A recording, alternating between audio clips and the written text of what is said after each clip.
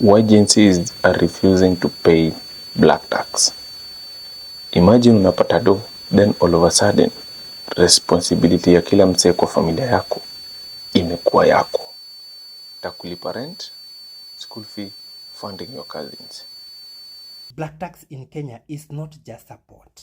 It's financial colonization by your own relatives. You are being slowly turned into a family bailout fund with no exit clause. And the worst part is, it never ends. You don't graduate from black tax. Actually, you get promoted. The lies we tell ourselves like, nikusaidia tu kidogo, walinisomesha, yes. And now you are repaying with interest higher than bank loans. Yeah, this even goes to our local content creators in Kenya. One of the guys in interviews was asked, how does black tax affect you? Listen to what he said. Unajua ni mtu black tax inaniua. But no risk. Ni risk tu, ni kurisk. Mi unajua nili have to explain ya tu mzae na madheni kuambia ni aje. Manze saa hii, itabidi tu mmeniruhusu. Yes. Kwa sababu si ati mimi natoka kwa familia yenye pake iko. Pana, mimi ndio walikuwa wananiangalia ni aje. So ni uende upate kazi. So mimi nikuambia content creation. Sasa nafanya kitu ya content. Hiyo time tukianza ilikuwa imeanza kuleta tu vitu. Ilikuwa imeanza kuonyesha tu light ndio nikaona kumbe ina make sense. So ndio hapo hivyo nikamwambia ni aje. Itabidi tu mniruhusu. Wacha nikufe tu na hii kitu. Itaanza ku make sense. Kwa sasa unajua ni mtu black tax inaniua.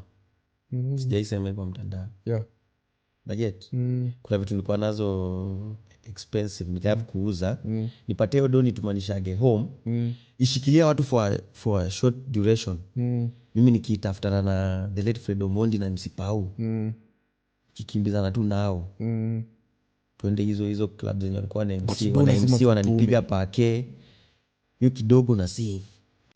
The funny part is that black tax, Gen Zs are complaining that black tax cannot allow you to even save for growth and so many other things. One of the Gen Z said that black tax ilifanya mwenzake bishtake akakuwa depressed. Sikia hiyo video. Some people have experienced depression because of black tax. Yes, I know a friend who has been severely depressed and has collapsed at work because of it. When you think that you are working so hard, but you yourself, you have nothing to show for it.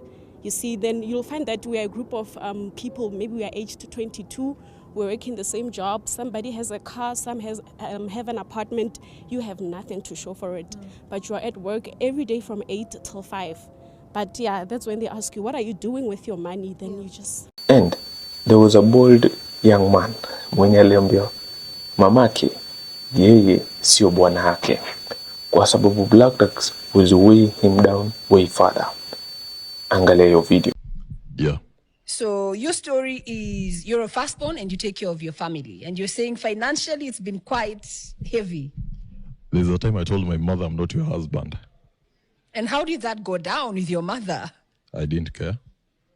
How come? How do you get to that point where you don't care? What happened? It reached a point whereby with the way you respect someone, respect Ikisha, you decide to do your own things. Especially, I'm on radio, I'm on a national radio station. So basically when they hear me on radio, they have the perspective that our son will do everything for us. So it reached a point I nilikosana na every family members, especially my, let me call him stupid uncle. Yeah. And my aunt, a dominant aunt who wants to be the husband to my mother and my mother herself, even my brother. Alafu kuna wazazi wenye watakuthreaten ati usipowatumia do watajiua. Kuna wazazi watakuthreaten watakukasi. Hiyo imekuwa ni the bitter part ya wazazi. Watch your video. Hakuna lana utapata ukikataa kusaidia ule toxic parent wako mwenye huwa anakupenda the only time unamsaidia financially. That is the threat that most of these toxic parents wamekuwa wakitumia, ati they will curse you, ati mzazi anafaa saidiwe sijui nini and anafevanga wengine wote even when they're not giving them anything, but for you lazima uko unamsaidia financially. My dear, hakuna laana utapata. Number 2, kuna hawa wenye wanathreateningi watajiua. Let people kill themselves. Mutawazika na asahaulike. Mtu wako 25 years, 30 years, 35 years anasema usipomsaidia atajiua. He is an adult, she is an adult. Just the same wewe umechoose kufanya kazi na kuishi vile unaishi, hata yeye amke afanye kazi. Kama kukufa ndio solution for him or her, wacha jiue. Na majenzi wengi wanasema they have to save maybe so that wanaweza break the generational poverty. Juu wanataka kuimprove their life, they buy their own houses and maybe wafanye vitu inaweza wasaidia kimaisha. Lakini being that black tax imekuwa inapata inawe majenzi wengi down sana. Na niliwatch one of the interviews ya Will Proda akisema parent ni jukumu lake kusave pesa zake imsaidie ikifika uzeeni. Sikia venye alisema.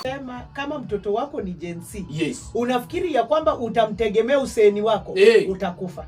Utakufa njaa, utakufa maskini. If you are not saving for yourself right now, sisi wenye tuko na watoto Gen Z, if we are not saving right now, forget about it. Utakufa maskini. These children will never look back. Unaona vile sisi tunaangalia, tunasaidia wasasi wetu. Kila saa mama yangu doro, awilo, tunafaa kufieka nyasi, samba. Forget about it. Kwanza atakuuliza mama, so ulikuwa unafanya kazi, wewe ulikuwa kwa radio wewe, ulikuwa unafanya nini na pesa yako? That is what they're going to ask. Right? What do you think? Should you continue with the black tax or avoiding black tax is a smart move? Comment in the down below section.